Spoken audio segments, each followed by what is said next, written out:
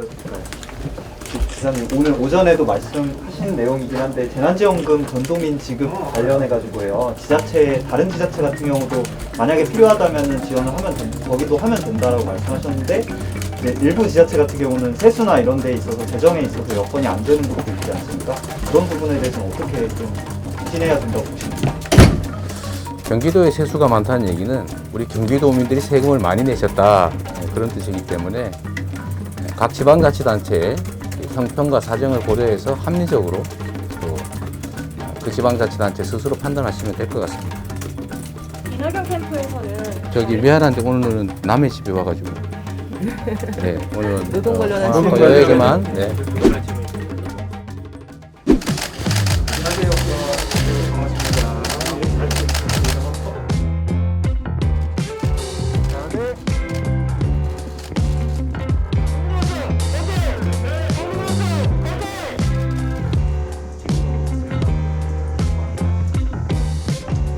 노동과 가장 닮아 있는 그런 후보를 선택해야 할 것이고 한국노총의 정책이 후보님의 대선 정책으로 그대로 좀 녹아들 수 있도록.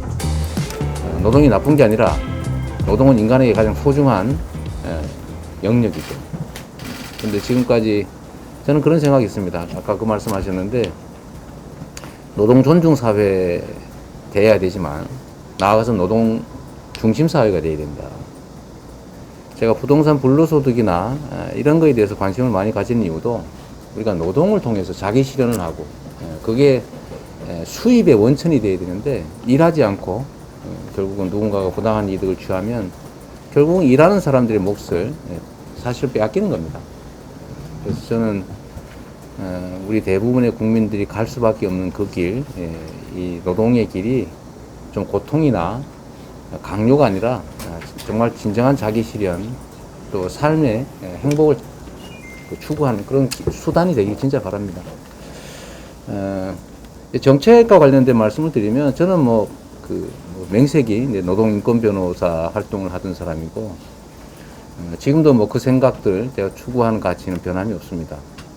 그때 말씀드렸던 것처럼 전체적으로는 이 노동소득 분배율이 지나치게 낮다.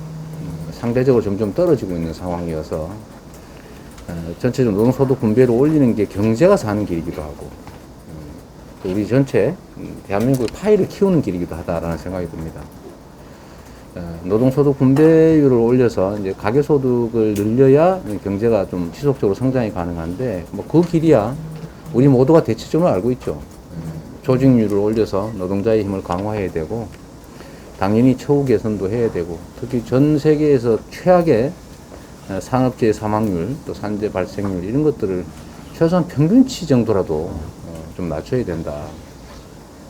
사람의 생명이나 안전보다 돈이 더 중요한 사회가 무슨 미래가 있겠습니까? 그래서 안전의 문제, 처우의 문제, 조직력 강화의 문제 또 최근에 주로 이제 논의되는 단체별의 지역적 구속력을 확대하는 문제, 산별 노련을 강화하는 문제 등 포함해서 어쨌든 노동의 힘을 좀 강화하는 그런 정책들이 좀 실제 집행이 되면 좋겠다는 생각을 합니다. 노동에 관계된 정책은 노동의 영역에 종사하던 분들이 하는 게 맞죠. 노동을 마치 감독, 감시해야 될 대상으로 여기지 말고 그래서 제가 그 말씀을 드린 거죠. 근로 감독관이 아니라 노동 현장의 불법이나 규칙 미준수를 찾아내고 단속하는 경찰이어야 한다. 노동경찰. 그리고 지금 전체적으로 너무 높은 이 산재 사망률이나 또는 현장의 불법 노동들이 결국은 정부의 감독 역할 포기해서 나온 거 아니겠습니까? 그래서 저는 노동경찰을 지금 현재 겨우 3,000명이 안 되는 상황인데 저는 대폭 늘려서 저는 정말 경기도 관을 하면서 경기도 관내에서 벌어지는 온갖 사망사고들, 산업재해 사고들을 보면 정말 가슴 아픈데요.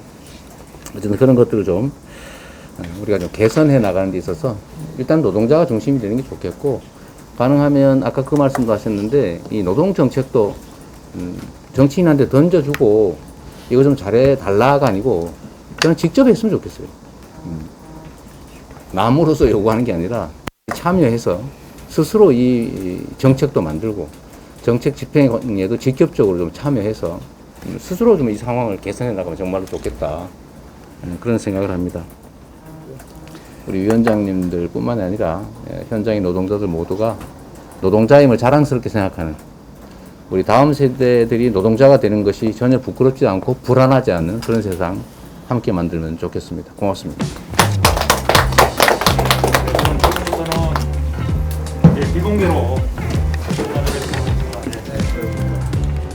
기사님 오늘 오전에도 말씀하신 내용이긴 한데 재난지원금 전도민 지급 관련해가지고요. 다른 지자체 같은 경우도 만약에 필요하다면은 지원을 거기도 하면 된다라고 말씀하셨는데 이제 일부 지자체 같은 경우는 세수나 이런 데 있어서 재정에 있어서 여건이 안 되는 곳도 있지 않습니까?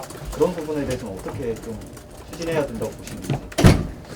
경기도에 세수가 많다는 얘기는 우리 경기도민들이 세금을 많이 내셨다 그런 뜻이기 때문에 각 지방자치단체의 형편과 사정을 고려해서 합리적으로 또 그 지방자치단체 스스로 판단하시면 될 것 같습니다.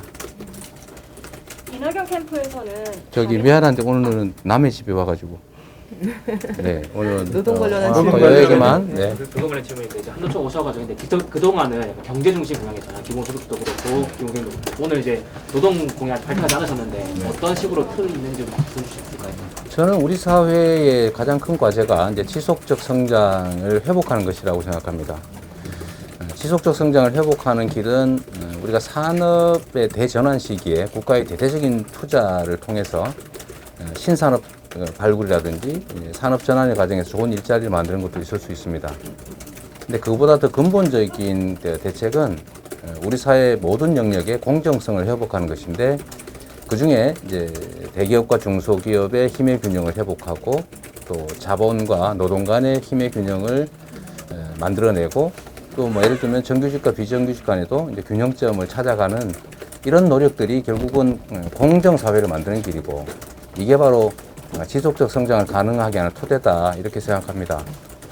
우리가 보통 이제 노동 존중 이렇게 말하면 반기업 이렇게 생각하는 경향이 있는데 사실은 가장 친기업적인 것이 가장 친노동적인 것이고 이 친노동 친기업이 곧 성장을 가능하게 하는 우리 사회 파이를 키우는 길이다 이렇게 생각합니다.